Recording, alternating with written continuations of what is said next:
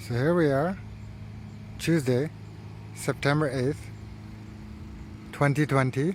First day back at school during the pandemic. It's been many months of lockdown, 6 months. And the weather is starting to turn cold. It was like 16 degrees today, Celsius. Here's a mulberry tree in front of you. I moved it several times. It didn't really grow that well, but the top branch there is actually new, so that's cool. The maple, Japanese maple, red maple is dead, but the sparrows like to use it, so I'll just leave it there. And hopefully the red mulberry takes its place in the coming years. We have Staghorn Sumac right there, tropical looking, growing well. Seems that they don't notice it's fall, but some of the plants are already in fall mode, such as these roses. So the roses were actually, I didn't trim them or anything this year, and so it's a massive rose bush now, and the roses are blooming, but they've actually been blooming since spring. Normally they only bloom towards the end of summer. And then we have, quite nice if you let weeds grow in your garden, but the goldenrod, as you'll notice, I haven't mowed my lawn, well, this part of the lawn this year. So there's a lot of goldenrod, which is very beautiful. And they always signal the arrival of autumn. And so over here is my largest Paulownia, right here, and it's still growing. It's about 2 meters high now, 5 feet tall, 5 feet and something, maybe 5 and a half, 2 meters, 2 point something. But there it is, and it is still attempting to grow, and the trunk is hardening off, getting woody, so I guess this will be a multi-stemmed specimen. And beside it, coming in at almost 2 meters, is this tree of heaven. It is in competition for title of world's fastest growing tree, and I think so far in this climate, 6B of southern Ontario, it is the champion in my experience. So this one actually started off as a seedling this year, and it is already massive. And I have some asparagus here, which I actually removed from some empty land, and the old asparagus stems died, and you'll see little red berries which are poisonous, but the birds can eat and plant new asparagus elsewhere. But funny enough, they had those green asparagus shoots, new ones. I could have eaten them, but we'll do that in the spring. Let them grow and give the roots some energy. Here's another Paulownia Tomentosa. Here is the ash tree that grew twice in one season. It's over 2 meters high. Almost 3, I guess.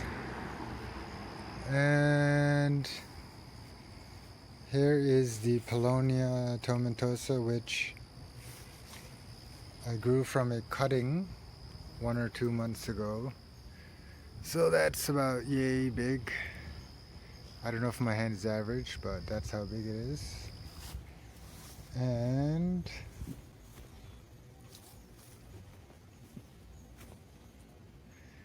you'll see a lot of ash trees in pots. And here's a Manitoba maple, which grew by itself, volunteer seedling. It grew this year, so it's quite large. That's a really fast growing tree as well. And here is Pawpaw grown from seed. But that one's already 2 years old. They grow well in the shade. We have these black walnut, which look dead. I guess they're not coming back this year, but I hope that by next year they will come back. So all the black ones you see are black walnut. Here's another pawpaw. It's in its second growing season, so it's doing really well. And here is one of the black raspberry plants. So I guided it down like that, and it produced a lot of fruit this year. So those are great native plants to have here in southern Ontario. And we have some apple tree and another Paulownia Tomentosa and some vines and stuff. And then over here, black raspberry again. A ton of spider webs for some reason. Not only here, but all around the garden and on the trees and stuff. More than normal, I would say, probably twice or 3 times what's normal. Here's a catalpa growing well. And another Paulownia Tomentosa. There's a mulberry growing pretty well here. And this mulberry right here is actually a volunteer seedling. So I think it's a red mulberry or a red-white hybrid, but it's already like, it's quite tall. It's almost 2 meter tall, and it only grew this year.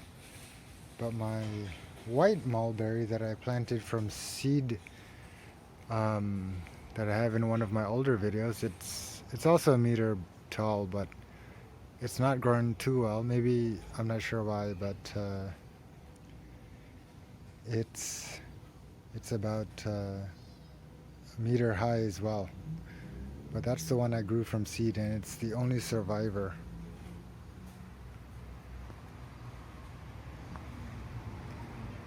But the wild mulberry, the red mulberry, is planted here all the time by bird droppings.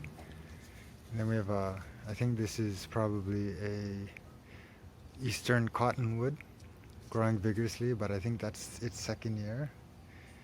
Here we have an American elm, which I forgot the name of in the last video, but an American elm.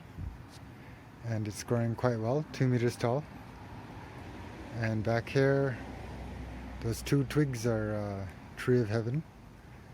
And the leaves on the bottom have been shaded out, but there is growth on top. And on the right here, there's the tallest ash. And there were some windstorms, so a lot of branches fell off of this black walnut. This 80-90-year-old black walnut. And right near the shed's window there, that's a Manitoba maple or box elder maple. It tends to drop its leaves early and also leaf out early in the spring. but in the fall it drops its leaves quite early, so it's already dropping its leaves. And this Paulownia tomentosa here you see, it is also yellowing, perhaps because on this side of the house, this is like shaded by fence and house, so it gets less light. So it thinks it's fall, I guess.